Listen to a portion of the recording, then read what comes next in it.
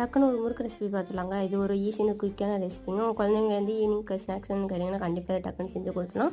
இது மாதிரி quick and ஈஸியான ரெசிபி பார்க்க மறக்காம சேனல் சப்ஸ்கிரைப் பண்ணி ஃபாலோ பண்ணிக்கோங்க. அது பெல் ஐக்கானே கொடுக்குது. ஒரு பவுலில் நான் கடலை மாவு எடுத்துக்கிட்டேங்க. அதுக்கப்புறம் தேவையான உப்பு சேர்த்துக்கிட்டு 1 ஸ்பூன் மிளகாய் தூள் சேர்த்துக்கிறேங்க. அப்புறம் வந்து கொஞ்சோண்டு பெருங்காய பொடி, அப்புறம் சீரகம் சேர்த்துக்கோங்க. அதுக்கப்புறம் வெண்ணெயை வந்து 1 ஸ்பூன் வெண்ணெய் நல்லா உருக்கி நல்லா மிக்ஸ் பண்ணிக்கோங்க. ஃபஸ்ட்டு சூடாக இருக்கும். ஸ்பூன் இல்லாட்டி வீட்டில் வச்சு நல்லா இது பண்ணி கனைஞ்சி எடுத்துக்கோங்க. அப்புறம் வந்து லைட்டாக எண்ணெய் ஊற்றி நல்லா பிசைஞ்சு எடுத்துக்கோங்க. ஏன்னா அது வந்து ரொம்ப டைட்னாக இருக்கும். கொஞ்சம் நம்ம கையில் இது ஒட்டாமல் இருக்கிறதுக்கு நீங்கள் ஆயில் அப்ளை பண்ணிக்கோங்க. அதுக்கப்புறம் அதுக்கு செய்கிற சேஃப் அளவுக்கு செஞ்சு எடுத்து அப்புறம் வந்து ஒரு கடாயில் வந்து எண்ணெய் ஊற்றி எண்ணெய் சூடானதும் நல்லா ரெடி பண்ணி நல்லா ஃபஸ்ட்டே முறுக்கு நல்லா சேஃபாக ரெடி பண்ணி வச்சுக்கோங்க.